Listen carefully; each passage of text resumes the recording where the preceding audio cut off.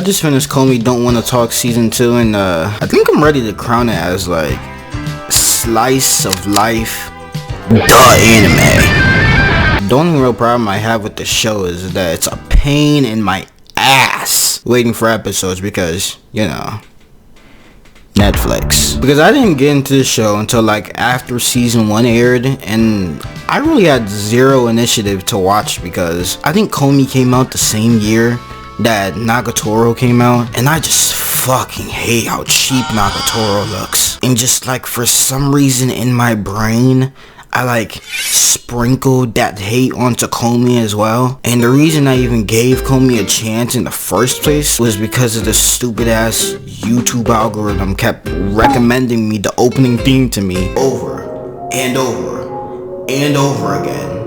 Hey Mick, we know you like waifus. Check this out. We know you like this out. You like this one. Check this out. What's this? So yeah, I finally caved in and I watched it. If you haven't heard my thoughts on it before, I felt the same way about Komi Can't Communicate, but I really had no interest in watching it. But then I saw the opening on YouTube and I just couldn't help but click. And then I immediately went to watch all 12 episodes on Netflix in one day. I love the idea that an opening to a show can invoke so much emotion out of me. It's really not with just anime. Every TV show does it. So yeah, that shit slaps. I also love how the lyrics can be interpreted from Komu's perspective of her trying to find the right words to open up to people, but it's done in such a vibrant and cheery way that this shit just touches my fucking soul, bro. That song makes me feel some stuff. And it's the reason I watched all like 12 or like 13 episodes of season 1 in one day. And in my video about Love is War, I talked about my relationship with rom-coms, and people talk about Komi like it's a rom-com.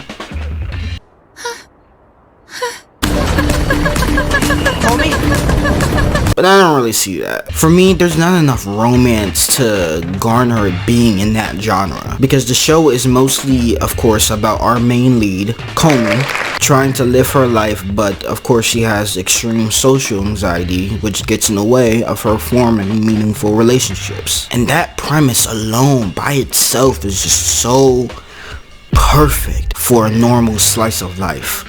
You know how normal slice of lives are so fucking mundane and boring because they really have nothing going on? Like, I know you see shonen fans meme about how what do they do in slice of lives? Yo, the grocery arc, bro? The grocery arc? Let me tell you, bro. You think it's so fucking funny, huh? Funny. Komi Can't Communicate is cozy, it's posh, it's comforting. And like Love is War, I honestly think that the comedy is genuinely funny in some instances and very well written. Most of the episodes really have nothing to do with the relationship between the two main leads, and surprise surprise, it benefits from that. The show is really mostly about Komi trying to say actual words instead of cute anime girl noises.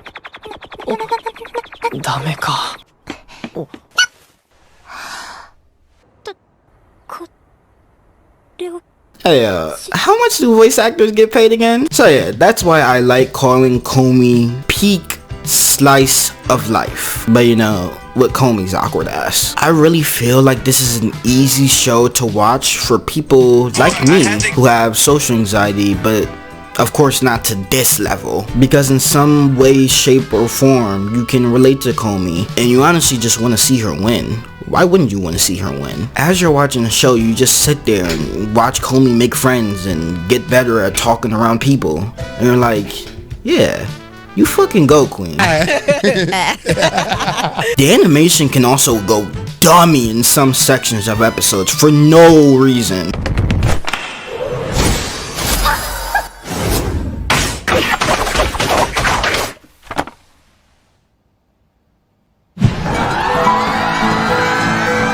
Like in some instances, the animation quality has no reason being in this type of goofy ass show. And I also really like the way the author chose to portray Komi's anxiety using comedic beats rather than, you know, turning the show into a drama. Because I honestly feel that this show could have easily been like a drama about Komi's anxiety, and they could have really took it into a serious note. But I feel personally that shows a little bit of self-awareness on the author's part, framing the show as more of a comedy, as a means to say that there's nothing to be ashamed of, giving people who go through the same things as Komi something to latch onto. So I guess I should talk about the characters now. Yeah, let's do it. Let's talk about these cast of goobers. Shoko Komi.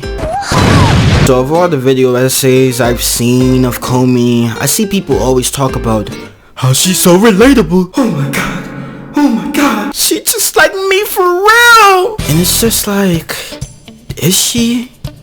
Is she really? Besides being, you know, tall, slender, beautiful, and having crippling anxiety worse than Chucky Finster, why else do people like Komi as a character? Personally, I think it's because out of all the female heroines we get nowadays in anime, Komi is the most normie. For example, you know how in Dress Up Darling, Marin is a fucking weird ass otaku girl who's just really popular and pretty.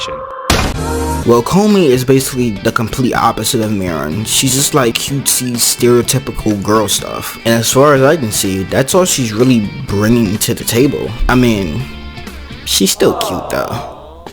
Will you be my friend?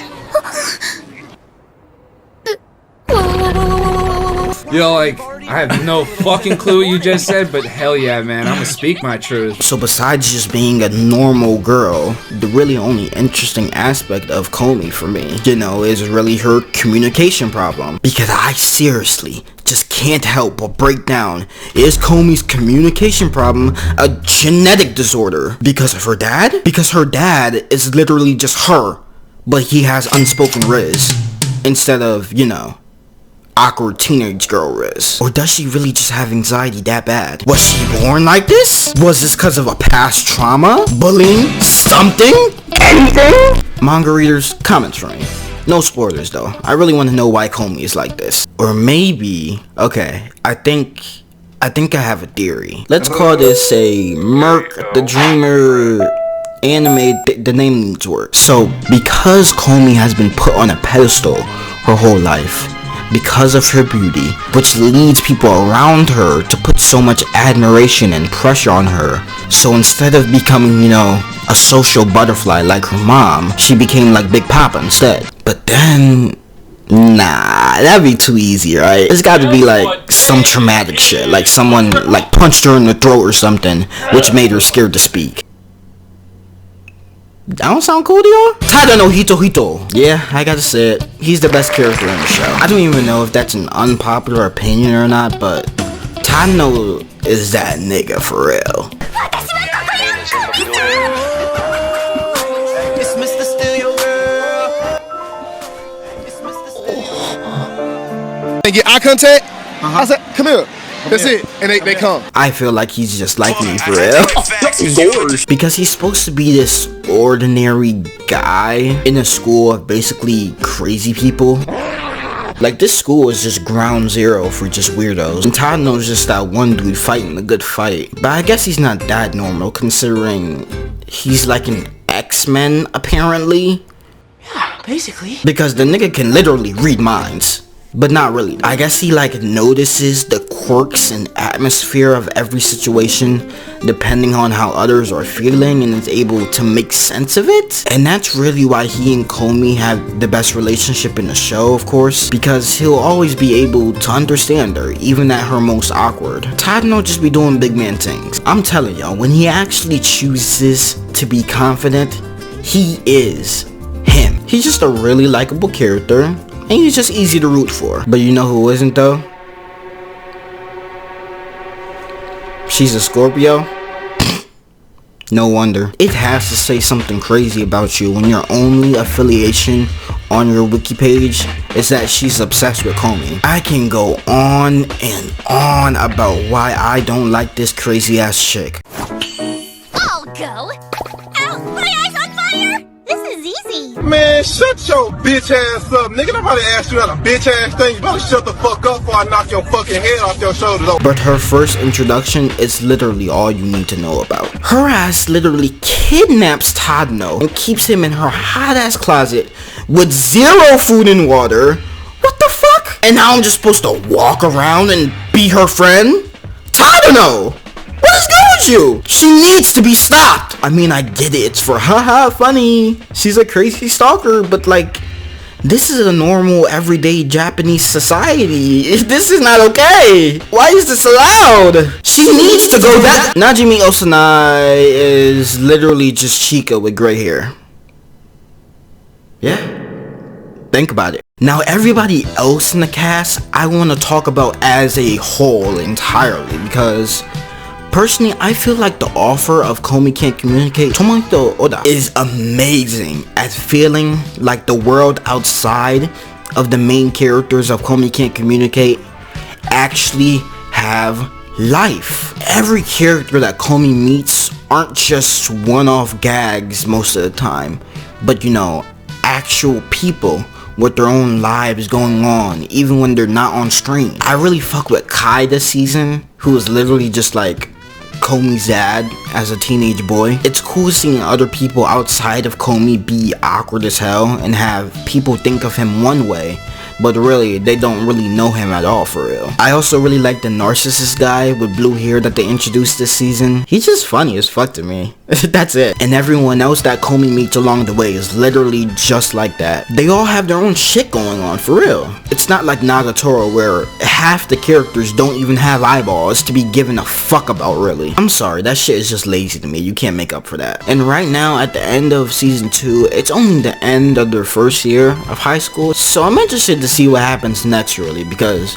people are hyping up this ebony chick with blonde hair, so I want to see what her character's all about, because she has a dope character design. And I guess because I'm an anime critic now, I gotta start giving shit number scores, even though number scores are arbitrary as fuck and can't really fully express how I feel about the show. I'ma still give it anyway. So I'm gonna give Komi Can't Talk season 2 a 7 out of 10, because other than that, the season is really just more the same. Would I say Komi talks more in this season? And it's like 50-50.